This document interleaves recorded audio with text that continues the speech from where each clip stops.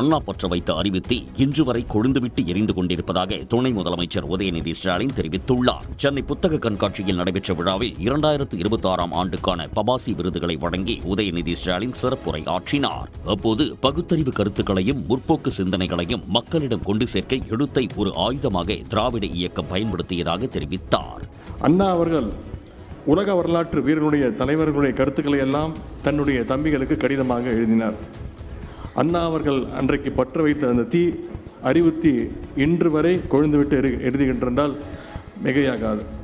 அதனால தான் தீ பரவட்டும் என்று சொன்னால் இன்றைக்கு கூட சில பேர் பயந்து நடுங்குகின்றார்கள். இந்தியாவின் பதிப்பக தலைநகராக சென்னை மாறியுள்ளதாகவும் துணை முதலமைச்சர் உதயநிதி ஸ்டாலின் பெருமிதம் தெரிவித்தார். புதிதாக வந்துள்ளவர்கள் கார் தருவேன் வீடு தருவேன் என்கிறார்கள்.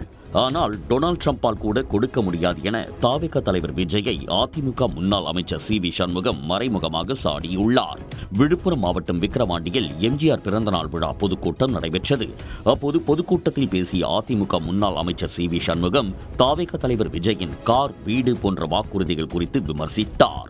நடைபெறுகின்ற சட்டமன்ற தேர்தலில் வாக்குறுதியில பாருங்க, நாங்களும் சொல்லுவோம், திமுகவும் சொல்லுவாங்க, புதுசா வந்து சொல்லுவாங்க, காரு பங்களா வீடு, காரு பங்களா வீடு. அமெரிக்காக்காரங்க கூட கொடுக்க மாட்டான், டொனால்ட் ட்ரம்ப் கூட கொடுக்க மாட்டான். இது மாதிரி நிறைய சொல்லுவாங்க. திமுகவும் அதிமுகவும் அளிக்கும் வாக்குறுதிகளை பார்த்து சிந்தித்து மக்கள் வாக்களிக்க வேண்டும் என்றும் சி வி சண்முகம் கேட்டுக் கொண்டார். மக்களின் எதிர்பார்ப்புகளை உள்ளடக்கியதாக திமுகவின் தேர்தல் அறிக்கை இருக்கும் என திமுக தேர்தல் அறிக்கை தயாரிப்பு குழு தலைவர் கனிமொழி தெரிவித்துள்ளார். கிருஷ்ணகிரி மற்றும் தருமபுரி மாவட்டங்களில் உள்ள 11 சட்டமன்ற தொகுதிகளை உள்ளடக்கிய தேர்தல் அறிக்கை தயாரிப்பு குழுவின் கருத்து கேட்பு கூட்டம் ஓசூரில் நடைபெற்றது.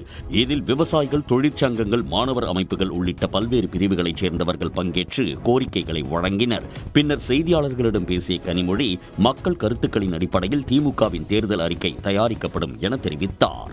தேர்தல் அறிக்கையும் உங்களுடைய கருத்துக்களை உள்ளடக்கியதாக, நீங்கள் எதை எதிர்பார்க்கிறீர்களோ, மக்கள் எதை எதிர்பார்க்கிறார்களோ அதை உள்ளடக்கிய ஒன்றாக இந்த தேர்தல் அறிக்கை நிச்சயமாக வெளிவரும். கருத்து கேட்பு கூட்டத்தில் பேசிய கனிமொழி கடந்த தேர்தலின் போது அளித்த 505 வாக்குறுதிகளில் 401 வாக்குறுதிகள் நிறைவேற்றப்பட்டுள்ளதாகவும், தமிழ்நாட்டுக்கு உரிய நிதியை ஒன்றிய அரசு கொடுக்காததால் எஞ்சிய வாக்குறுதிகளை நிறைவேற்ற முடியவில்லை என்றும் தெரிவித்தார். அதிமுக ஒருங்கிணைப்பு பற்றி சசிகலா தொடர்ந்து பேசி வருவதாகவும், சட்டமன்ற தேர்தலில் போட்டியிட உள்ளதாகவும் சசிகலாவின் ஆதரவாளர் நரசிம்மன் தெரிவித்துள்ளார். சென்னை போயஸ் கார்டனில் உள்ள இல்லத்தில் ஆதரவாளர்களுடன் சசிகலா ஆலோசனை மேற்கொண்டார். ஆலோசனைக்கு இடையே செய்தியாளர்களிடம் பேசிய சசிகலாவின் ஆதரவாளர் நரசிம்மன் நிச்சயமாக தேர்தலில் போட்டியிடுவோம் என தெரிவித்தார். தேர்தல் மற்றும் பொதுக்கூட்டம் இருக்கு, இது விஷயம். அதிமுக இணைப்பு பற்றி முதல்ல தொடர்ந்து பேசிட்டு இருக்காங்க. அதிமுக இணைப்பு அதுதானே, ஒன்றுபட்டால் உண்டு வாழ்வு, ஒன்றுபட்டால் நிச்சயம் வெற்றி. அதை நோக்கி தான் போகும். தேர்தலை சந்திக்க வாய்ப்பு இருக்கா? கண்டிப்பாக தேர்தல் வாய்ப்பு இருக்கு. ஆலோசனையின் போது 30க்கும் மேற்பட்ட தொகுதிகளில் போட்டியிடுவதற்கான பணிகளை மேற்கொள்ளுமாறு சசிகலா தெரிவித்துள்ளதாகவும், அதிமுகவின் ஆதரவு இல்லாவிட்டால் சுயேட்சையாக போட்டியிட திட்டமிட்டுள்ளதாகவும் அவரது ஆதரவாளர்கள் கூறியுள்ளனர். சிவகங்கை மாவட்டம் திருபுவனம் அடுத்த தேளி கிராமத்தில் மனித கழிவுநீர் சுத்திகரிப்பு நிலையம் அமைக்க எதிர்ப்பு தெரிவித்து கிராம மக்கள் மாவட்ட ஆட்சியரின் காரை மறித்து தர்ணா போராட்டத்தில் ஈடுபட்டதால் பரபரப்பு ஏற்பட்டது. தூய்மை இந்தியா திட்டத்தின் மூலம் தேளி கிராமத்தில் மனித மலக்கழிவு சுத்திகரிப்பு நிலையம் அமைக்க முடிவு செய்யப்பட்டுள்ளது. இதற்கு கடும் எதிர்ப்பு தெரிவித்து வரும் கிராம மக்கள் மாவட்ட ஆட்சியர் வெளியே செல்லும் போது அவரது காரை மறித்து கோஷமிட்டனர். இதனால் மாவட்ட ஆட்சியர் மாற்றுப்பாதை வழியாக சென்றதால் போராட்டக்காரர்கள் ஆட்சியர் அலுவலகம் முன்பு சாலை மறியலில் ஈடுபட்டனர். எங்களுக்கு மனித கழிவு தொட்டி அமைப்பதில் 50 லட்சம் மதிப்பெண்ல டெண்டர் விட்டுருக்காங்க. இதை ஏற்கனவே 5 வருஷத்துக்கு முன்னாடியே மனு வாங்கிட்டாங்க. அப்ப மனு வாங்கி ரத்து செஞ்சுட்டாங்க. ரத்து செஞ்சது மறுபடியும் அந்த இடத்துக்கு வருதுன்னா மனித கழிவு சுத்தியில எங்களுக்கு 10 அடி டிஸ்டன்ஸ் தான் கம்மா காவு. குடிநீர் எங்களுக்கு வாழ்வாதார குடிநீரும் அங்கதான். நாடாளுமன்றம் மற்றும் சட்டமன்றங்களில் மாற்றுத்திறனாளிகளுக்கு 7% இடஒதுக்கீடு வழங்கும் வகையில் சட்டம் கொண்டுவர உத்தரவிடக் கோரிய வழக்கில் ஒன்றிய அரசு பதிலளிக்க சென்னை உயர்நீதிமன்றம் உத்தரவிட்டுள்ளது. மாற்றுத்திறனாளிகளுக்கு 7% இடஒதுக்கீடு வழங்கக் கோரி தேர்தல் ஆணையத்திடம் மனு அளித்ததாகவும் இந்திய அரசியல் அமைப்பு சட்டத்திலும் தொகுதி மறுவரையறை சட்டத்திலும் வழிவகை செய்யப்படவில்லை என கூறி தேர்தல் ஆணையம் மனுவை நிராகரித்ததாகவும் குறிப்பிட்டு வழக்கு தொடரப்பட்டுள்ளது. இந்த வழக்கை விசாரித்த தலைமை நீதிபதி M.M. ஸ்ரீவஸ்தவா மற்றும் நீதிபதி G. அருள்முருகன் அமர்வு ஒன்றிய அரசு பதிலளிக்க உத்தரவிட்டு விசாரணையை 4 வாரங்களுக்கு தள்ளி வைத்துள்ளது. அரியலூர் மாவட்டம் கீழப்படுவோர் அடுத்த மேலவண்ணம் கிராமத்தில் காலிஃபிளவர், முட்டைகோஸ் உள்ளிட்ட குளிர்பிரதேசங்களில் மட்டுமே சாகுபடி செய்யப்படும் காய்கறிகளை விளைவித்து விவசாயி சீனிவாசன் என்பவர் அசத்தியுள்ளார். சீனிவாசன் என்ற விவசாயி தனக்கு சொந்தமான விவசாய நிலத்தில் புது முயற்சியாக கேரட், முட்டைகோஸ், காலிஃபிளவர் உள்ளிட்ட குளிர்பிரதேச காய்கறிகளை பயிரிட்டுள்ளார். காய்கறிகள் காய்த்து தொங்கும் நிலையில் பருவகாலம் வந்ததால் சீனிவாசன் அறுவடையை தொடங்கியுள்ளார். அரியலூர் மாவட்டம் என்றாலே வறட்சியான மாவட்டம் என்று சொல்வார்கள். இந்த வறட்சியான மாவட்டத்திலும் குளிர் பிரதேசத்தில் விளையக்கூடிய பொருட்களை நம்ம விளைவிச்சு பார்க்கணும் என்று ஒரு ஆர்வம் உள்ளது. ஆகையால் நான் கிட்டத்தட்ட ஒரு 40 சென்டில் கேரட்டு, முட்டைக்கோசு, காலிஃப்ளவர் சாகுபடி செய்தேன். பூவும் பெருசாக, முட்டைக்கோசும் பெருசாக இருக்கிறது, காலிஃப்ளவரும் நன்றாக பெருசாக இருக்கிறது, கேரட்டும் நன்றாக வந்திருக்கிறது. கன்னியாகுமரி மாவட்டம் நித்திரிவேலை அருகே அங்கன்வாடி மையத்தின் மேற்கூரை சிமெண்ட் பூச்சி திடீரென இடிந்து விழுந்த விபத்தால் பதற்றம் ஏற்பட்டது. 7 தேசப்பற்று என்ற இடத்தில் உள்ள அரசு தொடக்கப்பள்ளி வளாகத்திலேயே அங்கன்வாடி மையம் இயங்கி வருகிறது. அங்கு காலையில் வழக்கம் போல் குழந்தைகள் அங்கன்வாடிக்கு வந்துள்ளனர். சிறிது நேரத்திலேயே மேற்கூரையின் சிமெண்ட் பூச்சி திடீரென பெயர்ந்து கீழே விழுந்தன. நல்வாய்ப்பாக கீழே குழந்தைகள் யாரும் இல்லாததால் உயிர் தப்பினர்.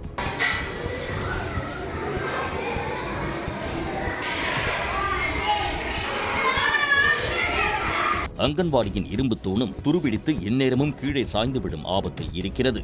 இதனால் புதிதாக அங்கன்வாடி கட்டடம் கட்டித்தருமாறு பெற்றோர்கள் கோரிக்கை விடுத்துள்ளனர்.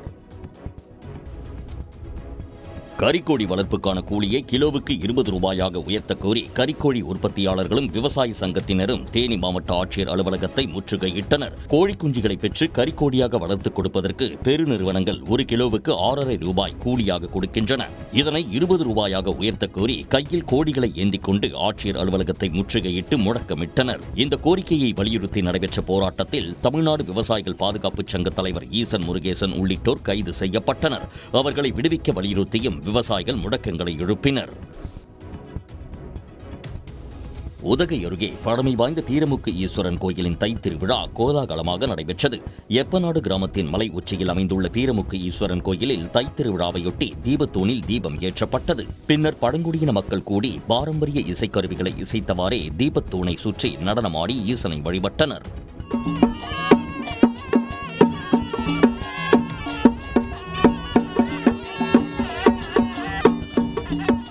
வேளாண்மை செழிக்கவும் இயற்கை வளம் பெருகவும் வேண்டி இக்கோவிலில் பாரம்பரிய முறைப்படி சுமார் 250 ஆண்டுகளாக பாரம்பரிய வழிபாடு நடைபெற்று வருவதாக கிராமவாசிகள் தெரிவித்துள்ளனர். நாங்கள் வருஷம் இங்கே பண்டிகை நடத்துகிறோம். அந்த பண்டிகை நம்ம நாக்குப்பேட்டா இதில் எத்தம்மன் பண்டிகை முடிஞ்ச மறு திங்கட்கிழமை நாங்கள் இதை பண்டிகையாக பண்ணுறோம். அது வெகு வருஷம் பக்கத்து ஊர், இந்த ஊரில் இங்கே இந்த மலை சுற்றி ஐட்டம் ரொம்ப உயரமாக இருக்கிறதுனால சுற்றி முற்றி இருக்கிற எல்லாருமே கும்பிடுறாங்க. ஆண்டுக்கு ஒரு முறை மட்டுமே இக்கோயிலில் நடைபெறும் விழா என்பதால் சுற்றுவட்டார கிராமங்களைச் சேர்ந்த 1000க்கும் மேற்பட்ட பழங்குடியினர் திருவிழாவில் பங்கேற்றனர். ராமநாதபுரத்தில் சாதிச் சான்றிதழ் வழங்கக் கோரி காட்டுநாயக்கர் சமூக மக்கள் ஆட்சியர் அலுவலகத்தை முற்றுகையிட்டு போராட்டம் செய்ததால் பரபரப்பு ஏற்பட்டது. ராமநாதபுரம் மாவட்டத்தில் பல்வேறு பகுதிகளில் காட்டுநாயக்கர் சமூக மக்கள் 1000க்கும் மேற்பட்டோர் வசித்து வருகின்றனர். சாதிச் சான்றிதழ் வழங்க வேண்டும் என்பது அவர்களது நீண்டகால கோரிக்கை ஆகும். இதனை வலியுறுத்தி ராமநாதபுரம் மாவட்ட ஆட்சியர் அலுவலகத்தை அவர்கள் முற்றுகையிட்டனர். இதில் பள்ளி, கல்லூரி மாணவர்களும் தங்கள் வகுப்புகளை புறக்கணித்து பங்கேற்றனர். காலத்துக்குள்ள ஆய்வறிக்கை மேற்கொண்டு எங்களுக்கான சான்றிதழ் வழங்குறதுக்கு உடனே நடவடிக்கை எடுக்கணும் அப்படின்ற விஷயங்களை அவங்க சொல்லியிருக்காங்க. ஸோ மாண்புமிகு தமிழக முதலமைச்சர் ஐயா மு.க. ஸ்டாலின் அவர்கிட்ட எங்களோட கோரிக்கையை இந்த ஊடகத்தின் வாயிலாக வைக்கிறோம். இந்த சமூக நீதி அரசு மூலமாக எங்களோட மக்களோட அடையாளத்துக்காகவும் சமூக நீதிக்காகவும் எங்களோட ஒரு சமத்துவத்துக்காகவும் இந்த சான்றிதழ் வழங்கணும் அப்படின்றத இந்த ஊடகத்தின் வாயிலாக கேட்டுக்கிறேன். போராட்டக்காரர்களுடன் மாவட்ட ஆட்சியர் சிம்ரன்ஜித் சிங் காலோன் நடத்திய பேச்சுவார்த்தை தோல்வியில் முடிந்தது. தொடர்ந்து அவர்கள் போராடிய நிலையில் வீட்டிற்கே வந்து ஆவணங்களை சரிபார்த்து ஒரு வாரத்தில் சாதிச் சான்றிதழ் வழங்கப்படும் என மாவட்ட அதிகாரிகள் உறுதியளித்ததால் போராட்டம் கைவிடப்பட்டது.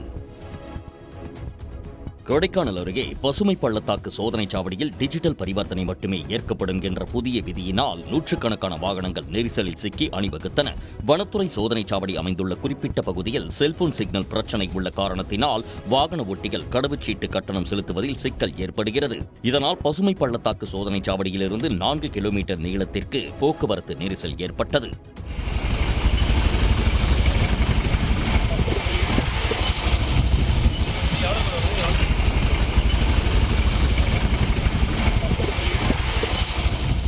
இந்நிலையில் பசுமை பள்ளத்தாக்கு சோதனைச் சாவடியில் டிஜிட்டல் பரிவர்த்தனை முறையில் தளர்வு அளித்து ரூபாயாகவும் கடவுச்சீட்டு கட்டணம் செலுத்தும் முறையை நடைமுறைப்படுத்த வாகன ஓட்டிகள் வலியுறுத்தினர்.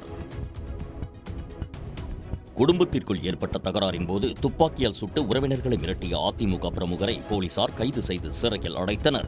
ஈரோடு மாவட்டம் ஆண்டவர் மலை பகுதியைச் சேர்ந்த கோபிநாத் என்பவர் ஈரோடு மேற்கு மாவட்ட அதிமுக மாணவரணி இணைச் செயலாளராக பதவி வகித்து வருகிறார். நேற்று இரவு மதுபோதையில் வீட்டிற்கு வந்த கோபிநாத் மனைவி பிருந்தாவிடம் தகராறில் ஈடுபட்டதாக கூறப்படுகிறது.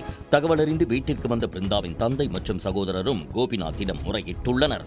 அப்போது ஏற்பட்ட வாக்குவாதத்தில் ஆத்திரமடைந்த கோபிநாத் வீட்டிற்குள் வைத்திருந்த துப்பாக்கியை எடுத்து வந்து வானத்தை நோக்கி 3 முறை சுட்டு மிரட்டியதாக கூறப்படுகிறது. மேலும் மனைவியின் உறவினர்கள் வந்திருந்த காரையும் அடித்து நொறுக்கியுள்ளார். பின்னர் சம்பவ இடத்திற்கு வந்த போலீசார் அதிமுக நிர்வாகி கோபிநாத்தை கைது செய்து அவரிடமிருந்த துப்பாக்கியையும் பறிமுதல் செய்தனர். இந்தியாவுக்கு ஐக்கிய அரபு அமீரக அதிபர் ஷேக் முகமது பின் சாயத் அல் நஹ்யான் மேற்கொண்ட 2 மணி நேர பயணத்தில் பல்வேறு முக்கிய ஒப்பந்தங்கள் கையெழுத்தாகின. டெல்லி வந்தடைந்த ஐக்கிய அரபு அமீரக அதிபரை விமான நிலையத்தில் பிரதமர் மோடி ஆரத் தழுவி வரவேற்றார். அப்போது அரங்கேற்றப்பட்ட கலை நிகழ்ச்சிகளை அமீரக அதிபர் கண்டு களித்தார்.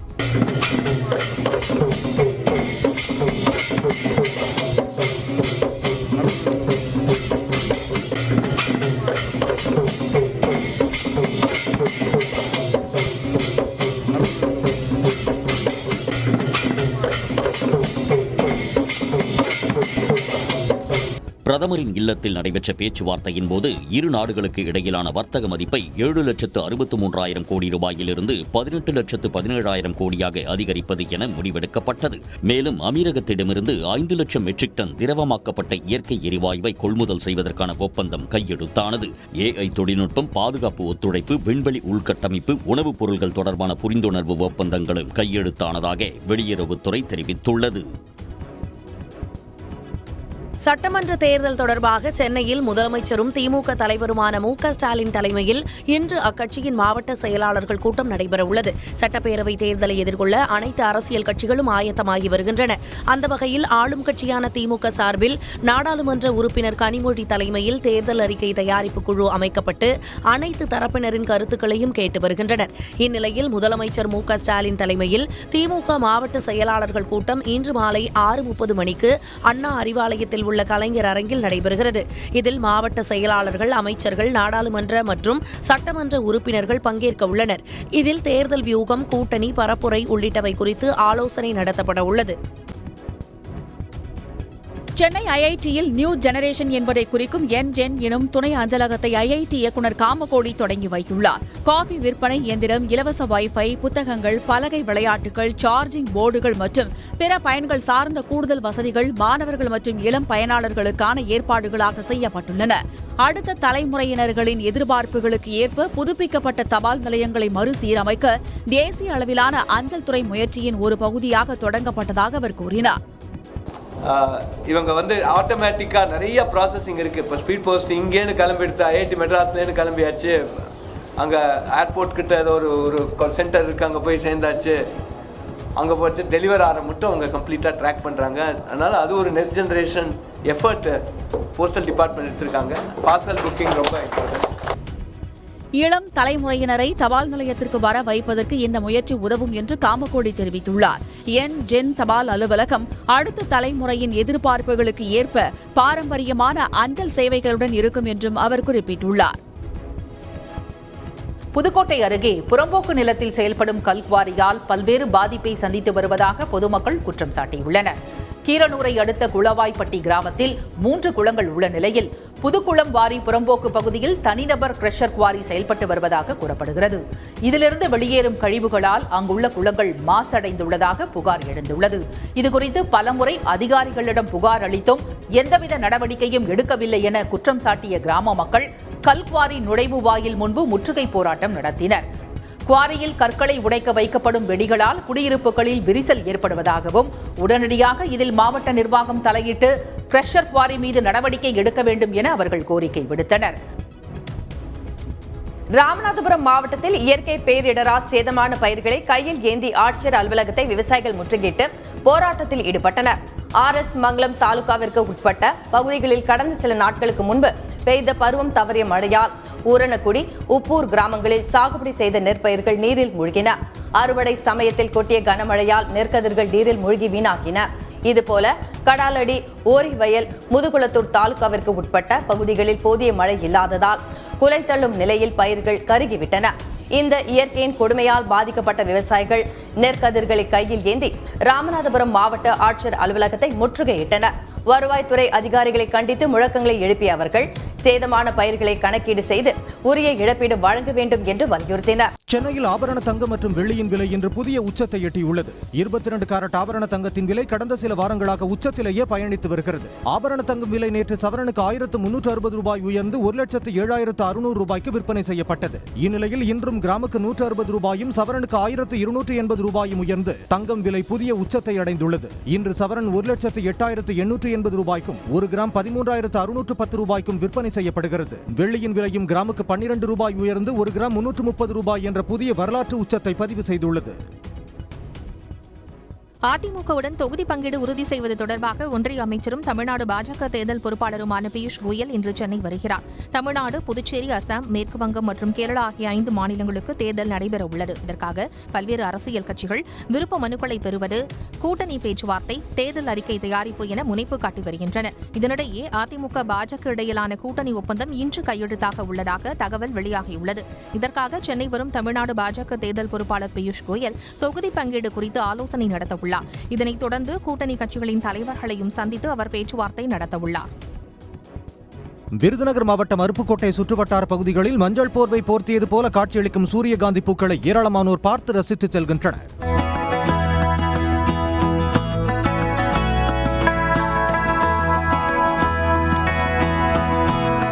குருந்தமடம், ஆமணக்கநத்தம், கல்லுப்பட்டி, மலைப்பட்டி, புளியம்பட்டி உள்ளிட்ட கிராமங்களில் மக்காச்சோளம், கம்பு ஆகிய பயிர்களை அடுத்து சூரியகாந்தி பயிர்கள் அதிக அளவில் பயிரிடப்பட்டுள்ளது. சூரியகாந்தி பயிர்கள் பல இடங்களில் நன்கு மலர்ந்து கண்ணுக்கு குளிர்ச்சியாக மஞ்சள் போர்வை போர்த்தியது போல காட்சியளிக்கிறது.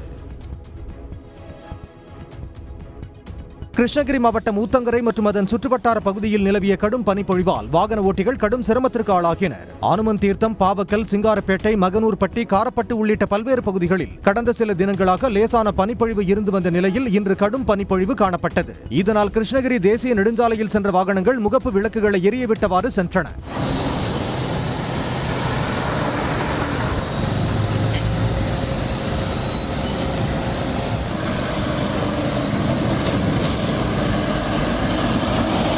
இதேபோல் போச்சம்பள்ளி, மத்தூரில் நிலவிய கடும் பனிப்பொழிவு காரணமாக காலை வேளையில் பொதுமக்களின் இயல்பு வாழ்க்கை பாதிக்கப்பட்டது. பண்டிகை காலங்களில் விமான பயணச்சீட்டு கட்டணத்தை அளவுக்கு அதிகமாக உயர்த்தி பயணிகளிடம் விமான நிறுவனங்கள் சுரண்டலில் ஈடுபடுவதாக சாடியுள்ள உச்சநீதிமன்றம் இதற்கு முடிவு கட்டப்படும் என்று கூறியுள்ளது. இது தொடர்பாக லட்சுமி நாராயணன் என்ற சமூக ஆர்வலர் தாக்கல் செய்த மனுவில் நாட்டில் பண்டிகை காலங்கள் மற்றும் முக்கியமான விடுமுறை நாட்களில் விமான பயணச்சீட்டு கட்டணங்களை தனியார் விமான நிறுவனங்கள் அளவுக்கு அதிகமாக உயர்த்துவதை கட்டுப்படுத்த வழிகாட்டுதல்களை வெளியிட வேண்டும் என்று கோரிக்கை விடுத்துள்ளார். இந்த மனு நீதிபதிகள் விக்ரம்நாத், சந்தீப் மேத்தா ஆகியோர் அடங்கிய அமர்வு முன்பு நேற்று விசாரணைக்கு வந்தபோது கும்பமேளா மற்றும் தீபாவளி போன்ற பண்டிகைகளின் போது அளவுக்கு அதிகமாக கட்டணத்தை உயர்த்தி பயணிகளிடம் விமான நிறுவனங்கள் சுரண்டலில் ஈடுபடுவதாக சாடினர். இந்த விவகாரத்தில் உச்சநீதிமன்றம் நிச்சயம் தலையிடும் என்று கூறிய நீதிபதிகள் மனு தொடர்பாக மத்திய அரசு விமான போக்குவரத்து தலைமை இயக்குநரகம் பதிலளிக்க உத்தரவிட்டனர்.